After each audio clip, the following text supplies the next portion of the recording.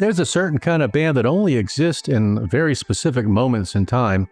They don't dominate MTV, they don't headline arenas. But if you were tuned into college radio in the mid-'80s, if you were digging through the import bins, if you were chasing that sound that lives somewhere between shimmer and shadow, you probably knew them, and one of those bands, quietly, beautifully, was The Lucy Show. This is where it gets a little bit interesting. If you love the mood of The Cure, the jangle of R.E.M, and that slightly mysterious UK college scene that also gave us bands like the Chameleons, then The Lucy Show might be one of the best bands you somehow missed.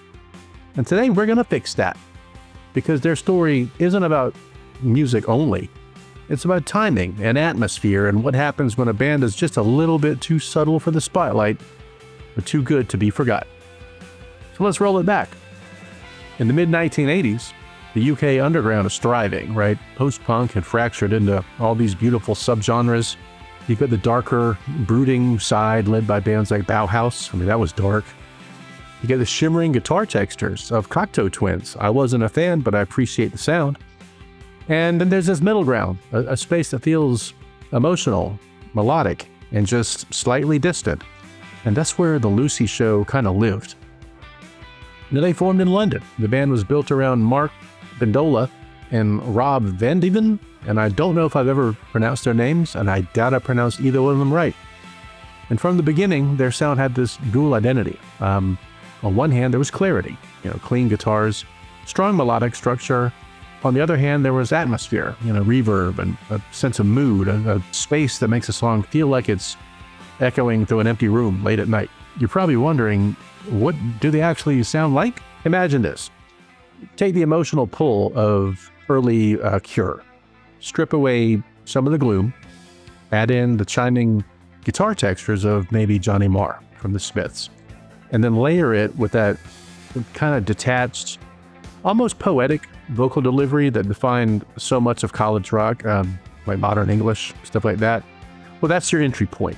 The debut album is called Undone. It was released in 1985, and it kind of clicked into place right out of the gate. And if there's one thing to understand about the record, is it doesn't hit you all at once. It's not a loud album. It doesn't demand your attention. It's just kind of there, kind of slowly drawing you in. Songs like A Million Things, the one called Ephemeral, they feel like they're drifting just slightly out of reach, which is, I think, kind of the point. It's music that rewards patience. The more time you spend with it, the more it kind of reveals itself, kind of like an onion. And that's probably part of why they never broke through in a massive way, because this was the MTV era, and as we know, if you didn't catch them in the first 8 seconds or so, you weren't gonna. Because the mid-'80s weren't always kind to bands that were subtle. So you got MTV pushing bigger visuals, bigger personalities, and you got acts like Duran Duran, who I love, dominating, with style and spectacle.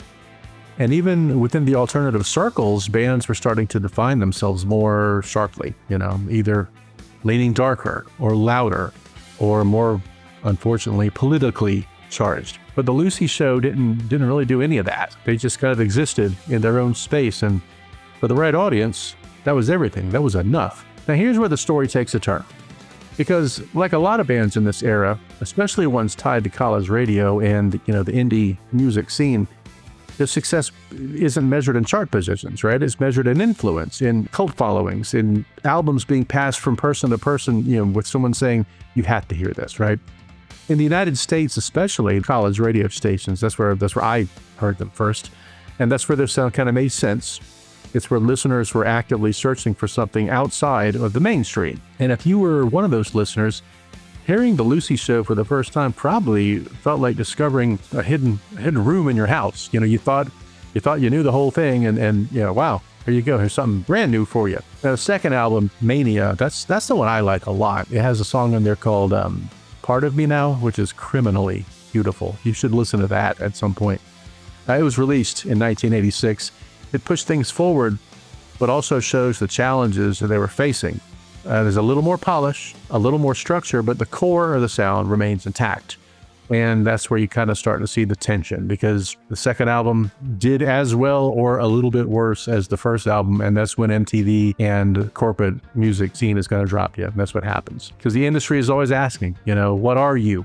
And the Lucy Show didn't have a simple answer. They weren't quite goth. They weren't quite jangle pop. They weren't quite mainstream alternative, which is just beginning to come online. They were somewhere in between in that gradient.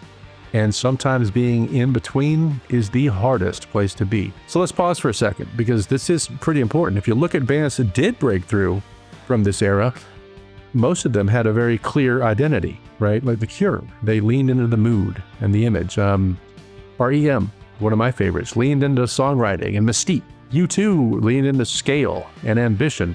The Lucy Show leaned into atmosphere, and that's something you really can't, it's harder to measure. You know, atmosphere doesn't always translate into mass success, but it does translate into longevity, I think, because decades later, people are still discovering this band. They came up on my Spotify list the other day. I was like, hey, I forgot about those guys. You know, they slid through the cracks, and even by people who like them, like I did. And that's really the heart of their legacy. I mean, they didn't dominate their time. They just kind of outlived it. The music feels timeless in a way that a lot of trend-driven bands don't. Spin Doctors, right? It was kind of trendy, them and Blues Traveler. They're here for a second, they're gone, and you know, who cares?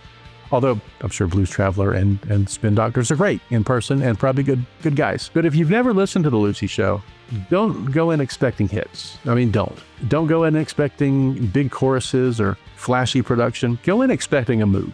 And if you expect that, you'll come out feeling all right. Go in expecting something that unfolds slowly. Because this is one of those bands where the reward is not immediate. It's cumulative. It just grows. And once it clicks, it really does click. I really like these guys. So maybe they weren't the biggest band of their era, and maybe they didn't define the decade, but they absolutely defined a feeling. And sometimes that's even more powerful. So this is where I turn it over to you. Do you even know who the Lucy Show is? If you would have asked me to name 50 bands from the 80s, I would not have gotten to the Lucy Show before I ran out of 50. I'll be honest with you. But I did like them. And Mania especially was a really good cassette album that I had.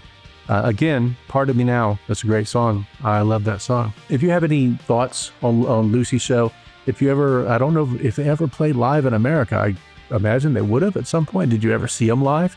Did you have a favorite song of theirs? Did you own any of their albums? Were you a fan of The Lucy Show featuring Lucille Ball? Who wasn't, right? Anyways, make sure to subscribe. Make sure to like the videos. Liking, subscribing, all that stuff really helps the channel. Definitely check out more videos in our collection. We've done, I think we're up to 20 now, something like that. I don't know, but you guys keep amazing me with the comments. Let me know what you think about the channel and anything else. And until the next time, you guys take care.